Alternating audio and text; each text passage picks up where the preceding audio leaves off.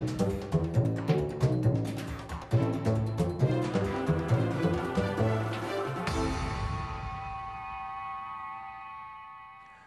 et messieurs, bonsoir. Bienvenue dans notre émission, l'invité de la semaine. Nous poursuivons dans notre découverte des personnalités et des acteurs de la vie de tous les jours ici à Mayotte. Aujourd'hui, je vous invite à découvrir Monsieur Fumo Silai. Bien sûr que vous avez déjà entendu parler de lui, du moins son image, vous l'avez quelque part dans votre tête, puisque pendant les grandes manifestations de Mayotte, il était là. Fumo Silai. C'est écrit ici, profession, consultant en communication et relations publiques.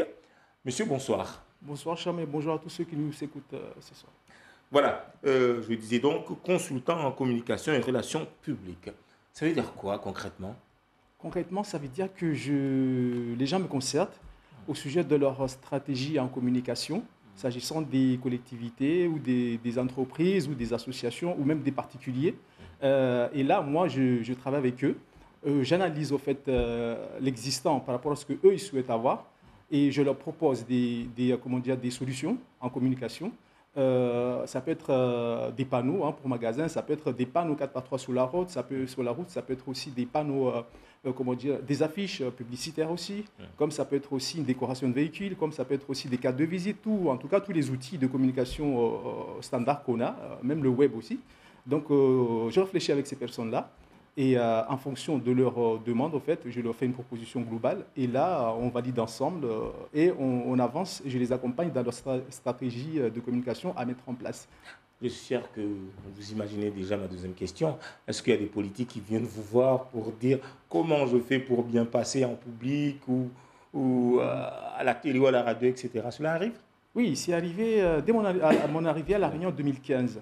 J'ai travaillé en collaboration avec Imprima en tant que conseiller en communication pour les élections qu'on avait eues, c'était en 2015, c'était les cantonales. Les cantonales. Voilà. Donc j'ai eu à travailler et conseiller plusieurs candidats à l'élection. Donc on a travaillé sur leur image aussi, les photos, comment les arranger pour que ce soit au mieux, la rédaction aussi de la prestation orale qu'ils avaient à présenter devant les gens. Donc on a travaillé tous sur ce document-là. Et même par la suite aussi les élections législatives. J'ai eu à conseiller aussi des candidats. J'en ai connu deux avec lesquels j'ai travaillé à Sada et deux autres dans le sud aussi. J'imagine que là, avec les élections qui arrivent en 2020, vous êtes déjà en train de vous préparer ou bien vous êtes déjà en train d'être consulté? Oui, j'ai déjà eu des discussions avec des candidats, bien sûr, parce que ceux avec lesquels j'ai travaillé, ils ont aimé en tout cas la méthode que j'ai employée. Donc c'était déjà une belle photo, bien présentée, et un bon texte qui accompagne aussi son message à faire passer, le message politique pour fédérer le maximum de personnes autour de sa personnalité ou de son équipe, parce que les gens travaillent aussi par équipe de campagne en fait. Du coup, vous avez fait quelles études pour arriver jusqu'à cette profession? D'accord. Globalement, j'ai étudié dans le domaine de la communication et multimédia. Ça veut dire qu'il y a la partie théorique qui nous permet tout simplement d'avoir les concepts généraux de comment se fabrique une communication, parce qu'il faut distinguer l'information et la communication. L'information, c'est sur les faits. On se base sur les faits pour expliquer aux gens quelque chose qui se passe. C'est ce que font les journalistes régulièrement, que nous avons régulièrement. Et il y a la communication qui est plus orientée pour passer un message précis. Donc, à l'extrême de la communication, on peut parler de démagogie, de manipulation, pour expliquer rapidement les choses. Donc, le but, tout simplement, c'est de faire passer une idée sur la tête, ou en tout cas l'esprit d'une personne, et l'orienter vers l'objectif que vous visez, justement. Donc, c'est ça, la communication. Les études, c'est basé sur ça. J'ai fait des écoles à La Réunion, d'abord en journalisme, Infocom, à l'Université de La Réunion. Par la suite, je me suis orienté à l'école de l'image et des nouveaux médias au Port, qui a été créé par M. Alain Séraphine, que beaucoup connaissent. Et à partir de là, voilà, il fallait choisir. Soit on est dans le multimédia, tout ce qui est imagerie, vidéo, design aussi, soit on est dans la communication pure. Voilà, là, on apprend les méthodes, comment gérer tout simplement une stratégie de communication de manière générale. Vous avez parlé d'Alain Séraphine, qui a créé Village Titan, qui a donné jusqu'à Lillois aujourd'hui. Donc, à La Réunion, justement, vos premiers engagements. Alors, c'est écrit « Engagement au sein de la communauté mahoraise de La Réunion et surtout lutte pour les droits et intérêts des étudiants et élèves mahorais scolarisés à La Réunion, lutte contre l'acculturation au sein de la communauté mahoraise de la Réunion, à la Réunion, en collaboration avec la Maison de Mayotte, déjà très engagée là. Hein. Oui, oui, oui, parce que si vous voulez, disons, il y a des grands frères pour nous qui étaient passés à La Réunion. Nous sommes venus à peu près à les années fin 90. Hein. Je suis arrivé en 99, après le bac ici à Mayotte, au lycée Moussa Bamana. Je suis arrivé à La Réunion et nous sommes retrouvés, en fait, confrontés à nous-mêmes là-bas. Pas de famille, habitant dans des cités universitaires. Le week-end, nous sommes enfermés avec nous-mêmes. Donc, on a les Malgaches, on a les Mahorais, les Comoriens aussi. Et là, nous sommes retrouvés tout simplement à nous débrouiller tout seuls. Donc, sans famille, tout ce qu'on pouvait faire, c'était déjà de se regrouper. Toutes les communautés, déjà, on se voyait. Et on se rendait compte qu'au fur et à mesure que les choses avançaient, les étudiants qui venaient, et élèves aussi qui venaient de Mayotte, ils se retrouvaient dans la même situation que nous. Donc, l'idéal, ce serait pour nous, en fait, ce qu'on a fait d'ailleurs. En 2003, nous avons créé l'Union des étudiants et élèves mahorais de La Réunion, qui existe toujours aussi à travers un jeune qui s'appelle Tomboul Islam, je pense qu'il est le président actuel. Oui. Voilà, donc il y a un héritage. Nous l'avons créé en 2003 et voilà, ça existe jusqu'à maintenant. Donc le but, c'était justement d'encadrer l'arrivée des jeunes étudiants de Mayotte. Arrivés là-bas, nous les conseillons un peu, nous les aidons dans les démarches administratives afin d'ouvrir une sorte de sentier, parce que si ça n'existait pas, il fallait bien quelqu'un travaille dessus pour que les nouveaux arrivants n'aient pas les mêmes difficultés que nous. Voilà, c'est ça le départ. Acculturation. Oui, oui. Ça veut dire quoi? Si vous voulez, il y a un livre qui a été écrit par un monsieur, Andinani Saïdali, qui parle de c'est qui mon voisin. Donc, c'est un monsieur que j'ai connu à La Réunion. On a travaillé sur différents sujets, questions avec lui. Et l'acculturation, si vous voulez, le problème auquel était exposée la population, la communauté mahoraise à La Réunion, c'est que, en fait, c'est une perte de repère. Au moment donné, on se rend compte que les gens qui vont là-bas, ils sont détachés, ils ne sont pas intégrés là-bas complètement. Et en même temps, ils ne sont pas ici à Mayotte, donc ils sont un peu découpés au fait. Ils se retrouvent dans un lieu, j'ai envie de dire, mental ou spirituel, où ils sont un peu, tirés par-ci, par-là. Du coup, il y a une rupture au niveau de l'identité, il y a des souffrances qui peuvent être générées par ce phénomène-là. C'est un processus psychologique, tout ça. Donc, voilà, notre but, c'était déjà de garder le lien. Donc, à travers les manifestations culturelles, leur rappeler qu'il y avait une possibilité que la communauté s'organise localement afin que les jeunes mahorais ou les familles mahoraises aussi ne soient pas complètement découpées et qu'on puisse s'organiser en communauté, organiser des manifestations, collaborer avec des associations locales afin de mettre en avant l'identité mahoraise. Je crois que c'est un travail qui était nécessaire à ce moment-là. Justement, vous qui avez créé, cofondateur de cette association, qui avez vécu à La Réunion, la dernière fois, quand Maït la Première était partie à La Réunion pour un radio-village, nous avons rencontré des autorités réunionnaises, notamment de Saint-Denis, de la mairie de Saint-Denis, qui nous parlaient des Mahorais, qui parlaient aussi, pas que ça, de la difficulté de certaines familles mahoraises. Comment cela s'explique? Alors, ça s'explique de plusieurs manières, mais le plus important, c'est que c'est le déracinement.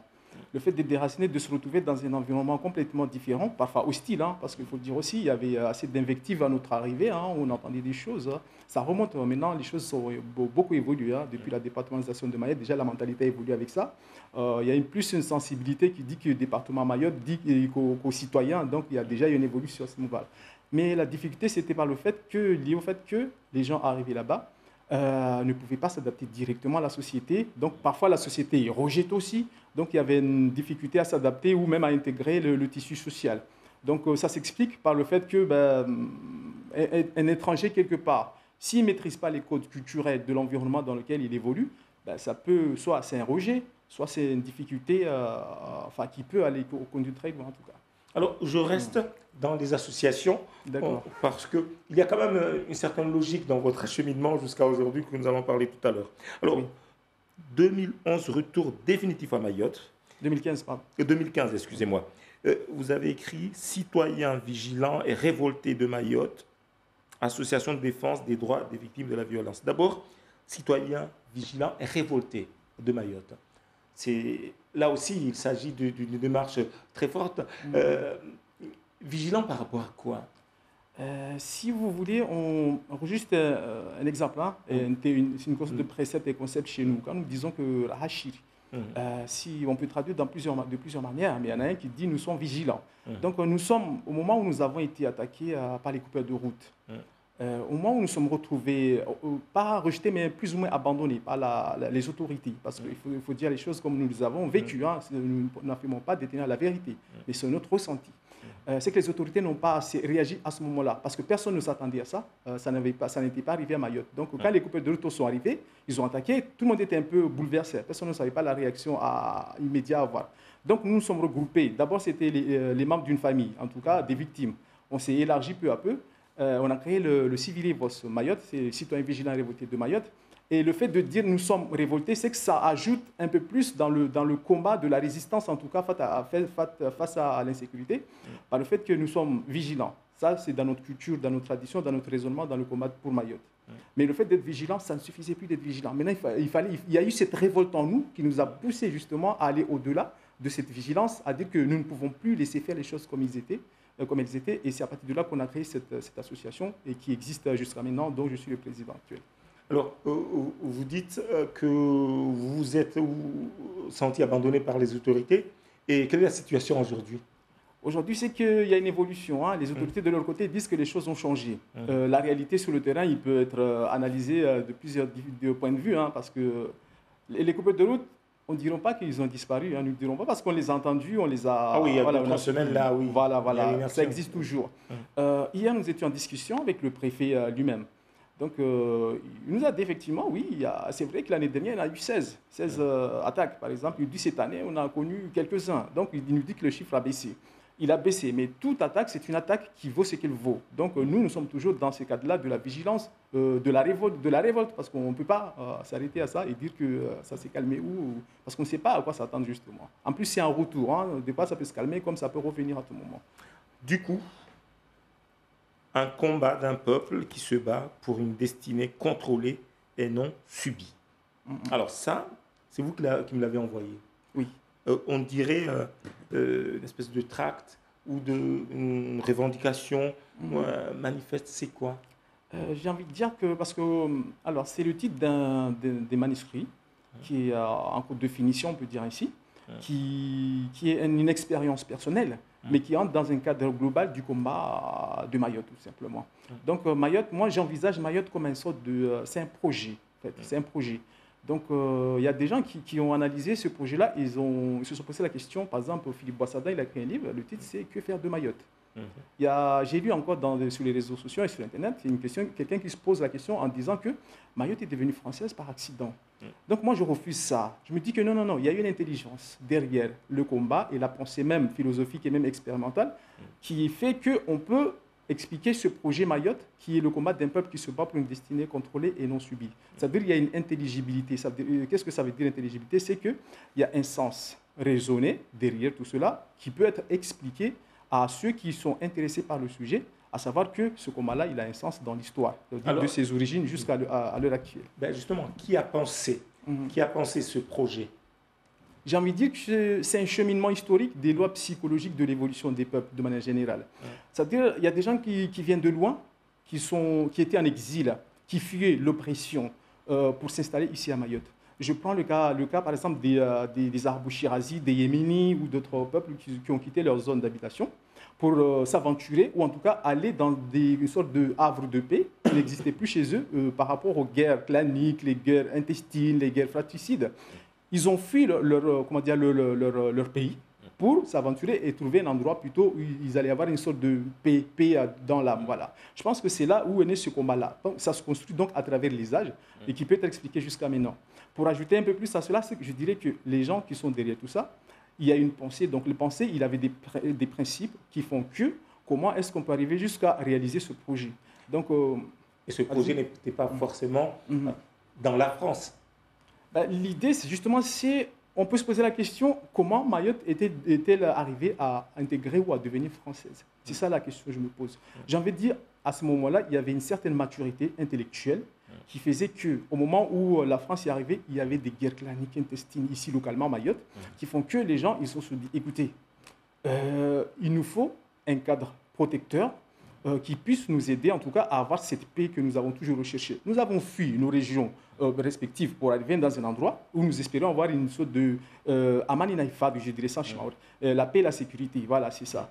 Donc nous recherchions ça, arrivé ici, nous nous rendons compte que ces mêmes problèmes, ils sont encore là. Ça veut dire que la guerre des sultans dans les 4 îles a continué alors même que nous avons fui cela pour arriver ici. Donc c'est ça l'origine de ce combat qui fait qu'à un moment donné, spirituellement, on s'est dit, écoutez, il y a un exil psychologique qui a eu lieu qui fait que Mayotte a dit, écoutez, nous, on ne veut plus subir cela. D'ailleurs, après la signature de l'acte de protectorat, les razzias malgaches à Mayotte, ils sont finis. Ils ont arrêté là. En tout cas, ils se sont amoindris, en tout cas. Il y a les invectives, en tout cas les tentatives de domination des autres îles sur Mayotte, ça a commencé à chuter aussi. Les guerres claniques intestines aussi, ils ont diminué aussi. Au fond, c'est ce que les gens veulent, c'est la paix et la sécurité, la stabilité pour un développement, un épanouissement, un développement en tout cas épanoui qui permette à l'association de vivre en paix dans un endroit donné, donc Mayotte. Alors maintenant, dans votre démarche, quand on vous écoute parler, il y a un côté très spirituel, j'allais dire presque religieux. Et dans les citations que vous m'avez envoyées, vous écrivez, en tout cas vous reprenez une citation, « Je pense que mon avis est juste, mais qu'il peut être entaché d'erreurs, et par construction, l'avis de mon contradicteur, je le pense faux, mais il recèle de sa part de vérité. » C'est une citation de l'imam Shafia. Nous sommes musulmans de rite Shafia. Ça veut dire que l'imam Shafia, c'est l'un des 4 imams, et lui, c'est lui qui a eu l'opportunité de côtoyer tous les autres imams, les 3 autres, ou au moins, s'il n'a pas eu le dernier, mais un de ses élèves. Ce qui veut dire qu'il a eu quand même une succession d'hérédité dans la connaissance. Donc, en lui synthèse quand même une bonne partie des études, en tout cas à l'époque. Et quand il dit ça, c'est un appel au fait au dialogue. Ça veut dire que je reconnais à mon adversaire, ou en tout cas la personne qui est devant moi, de bonne guerre, hein, je reconnais ses capacités, ses compétences, comme je reconnais aussi ses défauts. De la même manière, j'accepte, je suis ouvert au dialogue, j'accepte aussi mes défauts à moi, et mes capacités, mes compétences. À partir de là, nous sommes d'accord que nous sommes tous capables de fournir quelque chose de bien pour la société. Donc, on peut s'asseoir, on peut laisser les armes, on peut laisser les haches, on peut discuter tout simplement. C'est un appel au dialogue, c'est cette citation. Est-ce que c'est une démarche personnelle ou bien vous rattachez cette pensée à Mayotte?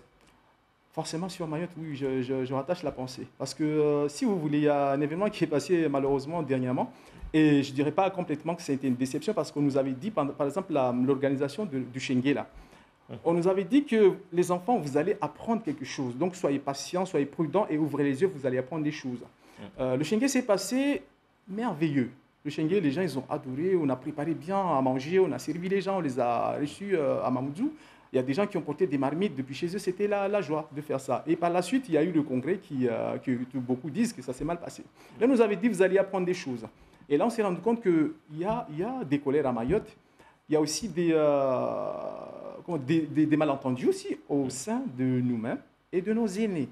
Donc, ce qu'on devait apprendre ce jour-là, je pense que c'était ça. Donc, l'ouverture au dialogue, il faut que nous, on arrive à un stade où, quand on fait quelque chose globalement ou de commun, on puisse quand même se dire que ce qu'on fait, c'est quoi le but? Le but de ce que nous faisons, c'est quoi? Ce n'est pas pour mettre moi, ma personne, ni celui de l'autre, mais pour un sens commun, lié à la commémoration. Ça veut dire que c'est une mémoire collective qu'on est en train d'honorer ou en tout cas de mettre en avant. C'est ce qu'on voulait faire ce jour-là. Donc, tous ceux qui n'étaient pas d'accord avec tel ou tel, politiquement ou pas, ce n'était pas la question, ni ce n'était pas le moment d'exprimer ces choses-là. C'était une communion, c'était ce que nous recherchions.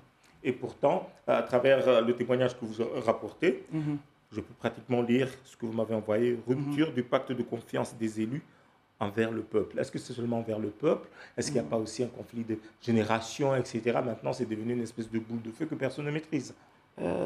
J'ai envie de dire que c'est chacun sa part de responsabilité. Donc, on dit la rupture, je n'accuse pas ni les élus, ni d'ailleurs ni le peuple. Donc, il faut vraiment avoir une ouverture d'esprit nécessaire pour analyser les choses. Pourquoi est-ce qu'on arrive à un stade où les gens ne parlent pas et quand ils se parlent, c'est pour des invectives? Voilà, donc il faudrait vraiment qu'on se penche sur la question, à savoir qu'il y a peut-être des méthodes de travail que nous avons laissées ou qui ne sont plus d'actualité ou que les gens pensent qu'ils peuvent faire telle ou telle manière sans concertation. Parce que le plus important, c'est la concertation. Ça veut dire que nous, notre projet, en tant que groupe de, je ne dirais pas de jeunes, parce qu'on commence à avancer en âge, mais nous avons quand même une équipe autour de laquelle on se réunit, on de cette équipe-là, pour imaginer, en tout cas, une façon de faire. Comment on peut faire justement pour que ces choses-là n'arrivent plus. Notre idée, c'est quoi? C'est de réunir toutes les forces vives. Vous qui? Oui. J'ai envie de dire, moi, personnellement, au sein de mon association et des différentes associations de défense des intérêts de Mayotte qui se sont joints au sein de ce que nous appelons au collectif des citoyens de Mayotte qui a été fondé en 2017. Voilà. Donc, l'idée, c'est de réunir toutes les énergies locales, les syndicalistes, les associatifs, les anciens élus, les élus en cours actuels, et tous ceux qui ont des expériences, à savoir nos aînés à nous, des Fundis, toutes les sages, tous les notables de toutes les communes, au sein d'un même groupe qu'on pourrait appeler soit collectif d'expérience, soit conseil du peuple de Mayotte. Ça peut nous permettre tout simplement d'avoir un cadre général mahorais local qui nous permet de soit accueillir les gens qui viennent de l'extérieur, ça peut être un préfet qui vient d'arriver, ça peut être le président, ça peut être un ministre, mais qu'il ne soit pas, lui, en arrivant ici, être emmené par des gens d'un bord politique ou d'un autre. Ça nous permet déjà d'enlever tout ce qui est politique dans notre organisation. Ça peut nous permettre aussi, d'une autre manière, de régler les conflits entre nous. Comment on peut faire ça? C'est qu'ici, il y a des sages, il y a des aînés. Je pense que nous-mêmes, on peut se dire, écoutez, on va se calmer. Il faut être serein parce qu'il y a des personnes importantes ici. On ne peut pas se permettre de dire tout et n'importe quoi. Je pense que c'est un cadre qu'on peut créer, en tout cas paisible, qui peut nous permettre déjà nous-mêmes de se rendre compte. Pourquoi ça ne se fait pas alors? C'est un cheminement, comme je l'ai dit, c'est un cheminement psychologique. Ça veut dire qu'il y a du travail derrière. Nos camarades nous ont demandé, faites ça. Les Fundis, quand ils ont besoin de quelque chose, ils nous appellent. Moi en particulier et les autres aussi. En fait, il y a un réseau entre nous-mêmes là. Donc, ça fonctionne ici. S'il y a quelque chose qui doit être fait, ils nous appellent. Ou si nous voulons faire quelque chose, nous n'avons jamais réalisé un événement ou fait quelque chose publiquement sans l'avis de ces aînés-là. Même si on ne les voit pas ici. Donc, nous, on ne se conduit pas comme ça à droite, à gauche. Il faut toujours avoir on appelle en Chamorro Idin, ça veut dire la bénédiction de ces aînés-là, des aïeux. C'est ce que nous avons toujours fait jusqu'à maintenant. Et ça nous a permis de rester encadrés, en tout cas, dans une sorte d'unité, de communion dans nos actions. Donc, si vous me demandez pourquoi ça ne se fait pas, j'ai envie de dire que c'est un exercice pédagogique qui doit venir de nous-mêmes et il faut qu'on le partage au maximum. Nous n'avons pas eu l'opportunité de le faire, mais à travers les actions, parfois nous sommes tellement engagés, nous sommes tellement pris que le temps de relever la tête, c'est un peu compliqué. Mais c'est un travail qui est en train de se faire. Mais au moment où je vous parle, il y a une réunion qui est prévue sur des discussions sur ce sujet-là. Comment préparer les gens à refaire, par exemple, le congrès de Mayotte, avec un grand C, le congrès de Mayotte. C'est quelque chose qui est en train de se travailler, mais de manière apaisée maintenant. Alors, excusez-moi, j'allais dire, vous êtes en train de me faire mentir, parce que je me disais, à chaque fois qu'on parle de construire Mayotte, etc., il y a toujours l'immigration clandestine qui vient au milieu. Là, depuis qu'on parle, vous êtes en train de projeter, de réunir, de prévoir, etc., sans parler forcément d'immigration clandestine. Vous êtes normal? Oui, je suis normal. C'est que on a commencé la discussion sur plusieurs thèmes. Je pense qu'à un moment donné, c'est un sujet qui arrive à tout moment, qui se présente défense, il n'y attend même pas. Les coupures de route, on n'avait pas prévu, on ne sait même pas d'où ça vient d'ailleurs. Les sécurités, ça arrive comme ça aussi. Des fois, on est là, on entend que il y a des malades qui viennent ici, il y a des gens qui sont débarqués, il y a des Kwassa qui débarquent, on les entend tous les jours. Donc, on ne peut pas vraiment être sans entendre ce sujet-là régulièrement. Donc, c'est un sujet effectivement qui préoccupe. Hier, on a discuté avec le préfet. Encore une fois, c'est toujours un sujet qui se ramène à la table. Et même au moment où je vous parle, il y a encore des choses qui se font, qui sont liées à ça. Un sujet qui peut s'aborder paisiblement, en tout cas sereinement, comme vous le faites. Je pense que quand on accepte le fait de crier ou insulter, hurler par-ci, par-là, ça ne change rien. Ce n'est pas ça qui fait évoluer les choses. Par contre, quand on est dans un dialogue, une discussion posée, sereine, on pèse le pour et le contre, on regarde la réalité. Je ne dis pas que tout est calme, parce que quelqu'un qui pourrait m'écouter peut penser, mais attends, il n'est pas conscient, quoi. Si, je suis conscient, parce que moi, ma famille, elle a été agressée à plusieurs reprises par des bandits, des violents, clandestins, ou d'autres encore. Mais à un moment donné, il faut se poser, tout simplement, regarder qu'est-ce qu'on peut faire. Et les politiques, ils s'engagent dedans, ils essaient de nous proposer des choses, ils pensent que c'est bon, d'autres ils disent non, ça ne suffit pas, c'est pas ça la réalité, donc ils exigent d'autres encore. Et pourtant, vous reprenez une citation, dans les faits, l'exil va aussi exiger des premiers musulmans d'apprendre à rester fidèles au sens des enseignements malgré le changement de lieu, de culture et de mémoire. Les gens qui viennent ici, ça peut être des musulmans ou des catholiques ou autres. Ils peuvent aussi avoir des projets ici à Mayotte, non? Tout à fait. En fait, l'idée, c'est de voir le message qui se cache derrière cette expression, en tout cas cette citation. Je me rappelle, les gens qui vivaient à la Mecque, les premiers musulmans, ils ont été chassés en exil, donc oppressés ou opprimés à la Mecque. Ils sont partis en Médine pour chercher refuge. Arrivés là-bas, ils se sont rendus compte que, écoutez, les gens qui vivent là-bas, ce n'est pas les gens qui vivent comme eux, qui ont leur tradition, qui ont leur culture, qui ont leur langue, qui ont leur façon de communiquer, qui ont leur code culturel, j'ai envie de dire. Arrivés là-bas, la question s'est posée, comment est-ce qu'on peut s'adapter et vivre dans un environnement qui est extérieur, en tout cas qui n'est pas le nôtre, en tout cas. Donc, comment aborder cette question? Donc, il fallait faire des aménagements sur soi-même. Comment s'adapter à ce nouvel environnement? Donc, pour dire globalement, c'est que quand quelqu'un qui arrive ici, déjà, il faut qu'il arrive dans un cadre légal. Soit il est invité, soit il vient taper à la porte que voilà, je suis là, j'arrive chez vous. Soit il fuit. Soit il fuit. Voilà. Donc, en fuyant, s'il fuit quelque part, il arrive ici, il faut qu'il soit dans un esprit déjà qui arrive et qui tape à la porte pour dire est-ce que je peux entrer?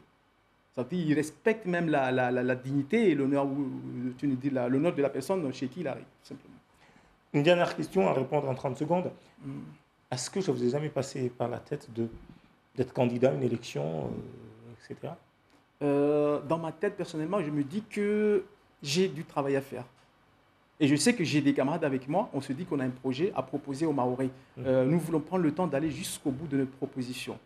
Voilà, une fois qu'on aura fait ça, si les gens ils pensent que ces personnes-là, nous ne voulons pas les voir sortir de là ou aller ailleurs ou quitter Mayotte, ils peuvent nous demander de rester là avec nous, que ce soit en tant que politique ou continuer comme associatif dans nos actions, parce que je pense que Mayotte en a besoin. Il ne faut pas non plus diaboliser, par exemple, parce que beaucoup le font, le politique. Nous avons lutté, nous sommes battus pour être dans un cadre institutionnel où nous choisissons nous-mêmes nos élus. Donc, il faut aussi qu'on commence à comprendre que ces élus-là, ce sont nos élus. L'idéal, ce serait qu'on puisse les avoir avec nous, les tenir dans la main, histoire de signer avec eux, leur dire, c'est ça qu'il faut signer. Voilà. Merci beaucoup, Monsieur Fumo Silaye. Je sens qu'on se reverra très prochainement. Merci beaucoup. À tout coup,